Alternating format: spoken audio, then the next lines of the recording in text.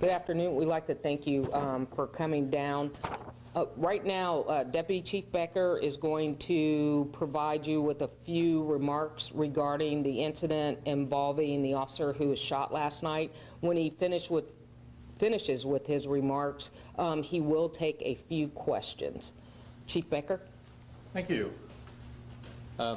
First and foremost, I would like to thank everybody in Columbus and across the United States for their reaching out to us with concerns. The tremendous community support is very much appreciated by our division and all our personnel. Last night, Officer William Freeze, an 11-year veteran of the Columbus Division of Police, was shot while performing his duties. He is in stable condition, and we're hopeful that he makes a full recovery.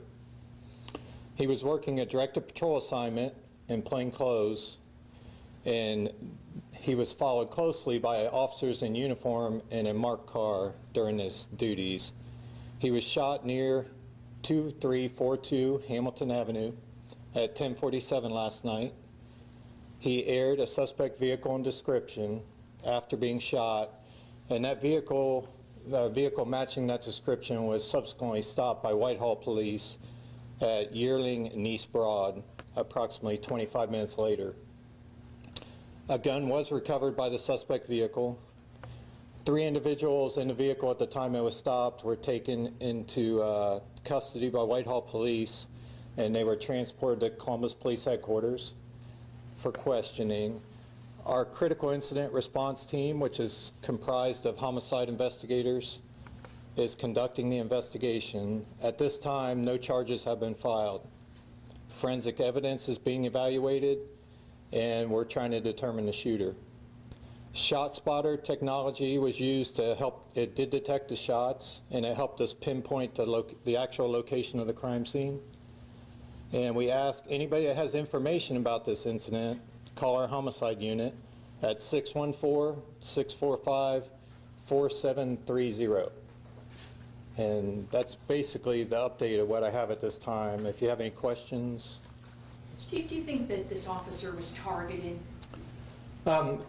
Targeted, I don't know. It's hard. It's too early to determine at this point. Where was the officer shot, sir? He was shot in the facial area. How many times was he shot? I believe once.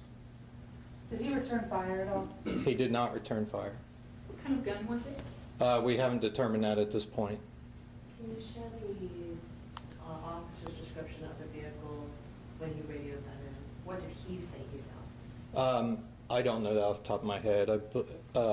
There was something that went out in an earlier media release, but that wasn't communicated directly with me, so I read it earlier, but I don't know it. Excuse me, he was in plain clothes and he was investigating, he was surveying, could you comment more on that? I'm really not going to go into details about what they were doing, but he was on a specific mission, and as part of that mission, he was in this area and he was shot. Those suspects, are those the ones he was looking at and surveilling? The suspect vehicle was. The people that were in the vehicle are unsure because of some time lapse between when the incident happened and when it was stopped. So he was watching the vehicle and somehow the vehicle pulled out and turned out on the side of him and fired the shot? Yes, sir. Through the passenger window?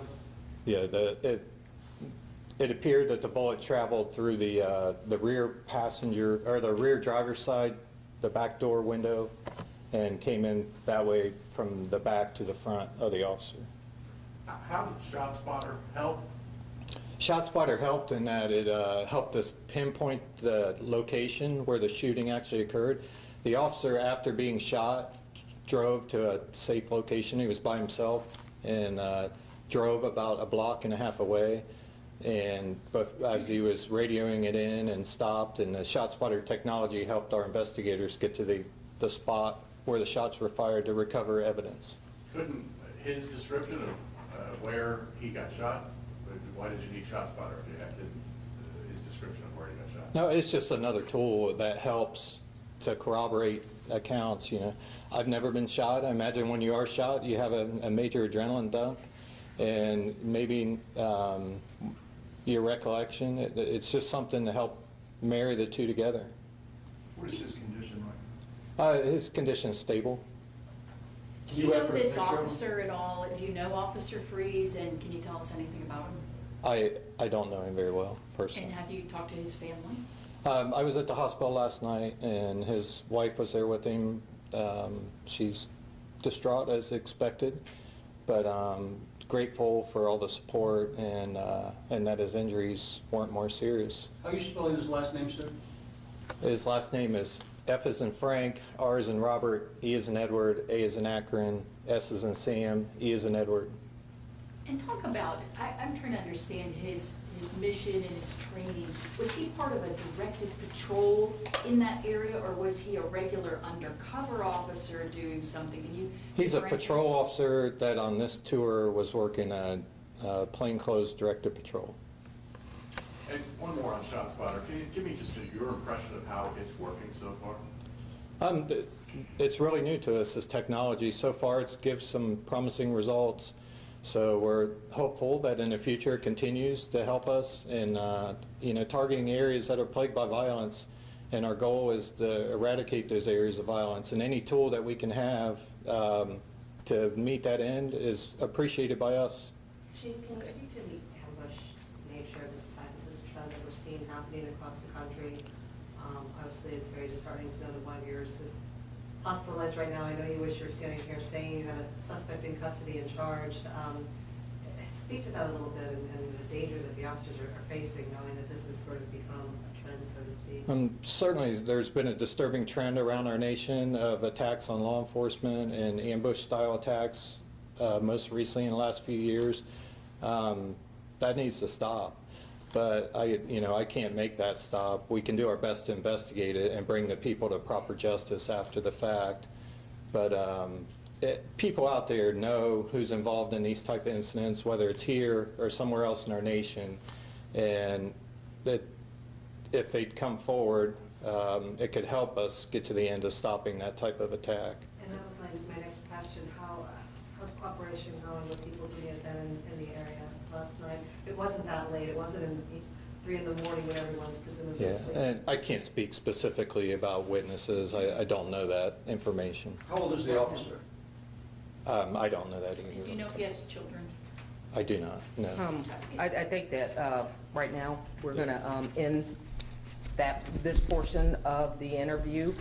What we're going to do is gather more information from our investigators. We're not going to give out specifics, of course, about the officer and his family, but any further information that we receive, we will do a follow-up with you, and either in a media release or calling. I don't think we will have something of this nature again, but that is going to conclude what we have for you today. Are you releasing the names of the suspects that you arrested? No. No, we are not. We are not releasing their names because they haven't been charged.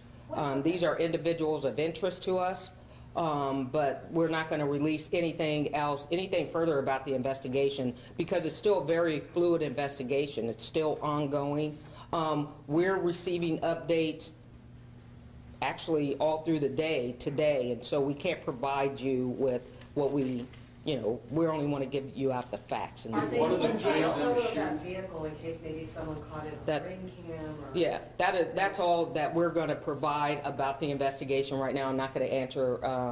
It's. But one of the three, though, they were the shooter?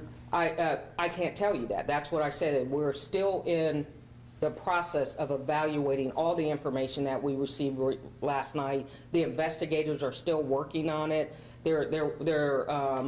So they're still processing everything. Everything is still going through forensics. So I don't have any specifics on anything other than what we've provided you with today. Are they in jail right now? They weren't arrested. I believe that they were questioned. They were released.